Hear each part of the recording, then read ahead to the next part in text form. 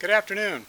Well, because of COVID, we got kicked out of our good studio, and so we're here on my patio in every sense of the word, listening to the kids on the mini bike across the street and wind chimes and so forth. So what we're going to do today is we're going to discuss a classic old pattern called the Barlow Knife. And it figured prominently in Twain's books, the Travels of Huckleberry Finn and the Adventures of Tom Sawyer. So at your convenience, get a copy of them. They're fun to read, and if you've been quarantined, it'll give you something to do. And since they're pretty much public domain, you can find them on Kindle and every place else. At any rate, back to the topic at hand. The Barlow Knife has been with us since about the 1600s. No one knows exactly for sure, but it came out of generally speaking, out of Sheffield, England. And depending upon whose legend and lore you care to adhere to, it was either Mr. Barlow or the Barlow brothers had a company there, and they decided they needed to make a very sturdy little folding knife, and at that time pocket knife meant go in the pocket, and the design survived clear to the present. Various manufacturers are still making them. It's a great little knife. It's kind of gotten lost in all the hubbub of tactical folders and so forth, but we're going to give a kind of a little shout out to it today and try to sell you on the Barlow as a pattern and give you some history. We've got three examples of the classic style of Barlow knife. It came also in a larger size, like a 4-inch, and it was just pretty much this 4 inches long. And typically, in the larger one, they did not have the extra blade. So this one here was manufactured probably in the middle to late 80s, early 90s maybe, I don't recall for sure. This is a factory one made by K-Bar. K-Bar is no longer making this pattern. Not that it's really rare, but it just doesn't exist anymore.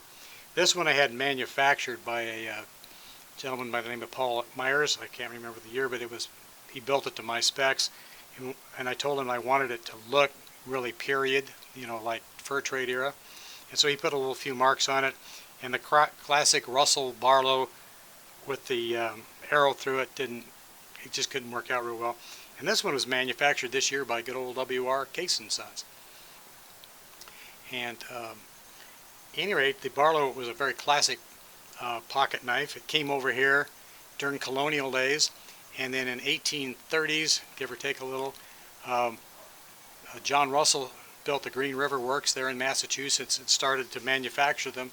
So during the Civil War and so forth, Russell Barlow got all over the place, and they find them in all kinds of archaeological sites, post 1830, and so they're still being made to this day. Russell no longer makes them, but as you can see, they're a very handy size. They're slightly smaller than the Stockman or the Trapper. The Trapper is a little bigger, so you can see that the Barlow is just a little smaller. So it is indeed a pocket knife, as you can see right here. There's difference in size. Get these out of our view here. Anyway, the other thing that kind of gets lost in modern times is obviously the clip point. You can use that for any old thing.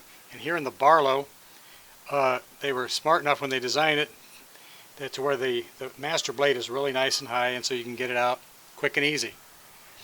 And what's interesting is in the tradition of things, many times the Barlows had the master blade on the right or to the forward side of the user with the pen blade here, and that's what Mr. Myers did for us here. Notice Mr. Myers tapered the thickness of the blades. The pen blade is thinner than the master blade there. But what's interesting here is Case decided to go differently. They put the master blade out front and then the pen blade back behind it for reasons known only to them, but at any rate, it's just kind of an interesting variant. And when collecting Barlows, you can kind of watch for these interesting little variations. Now, one thing we wanted to show today is what the pen blade was actually for. Now, the pen blade actually wound up in the good old Swiss Army knife as the secondary blade, but also in the times of yore, a gentleman would carry a pen knife. But as you see, the regular pen knife, it's all nice and small. But out on the frontier, if you were there at Fort Bridger or such things as that, or the California goldfields, that's going to be kind of fragile. So the Barlow, in its original inception, had this heavier bolster, and so you had your nice hefty clip blade with this nice heavy bolster to it. But then when you needed to put your X on your mining claim, you had this, because it was till very late, till after the Civil War, that the steel pen came into existence. So you'd have to keep your quill pen moving.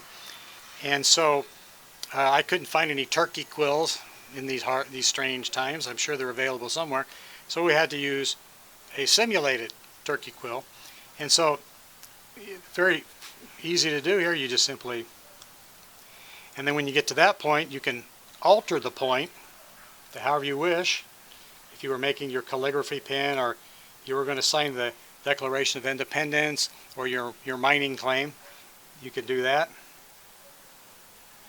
There are proper tutorials elsewhere that'll show you how to do this properly.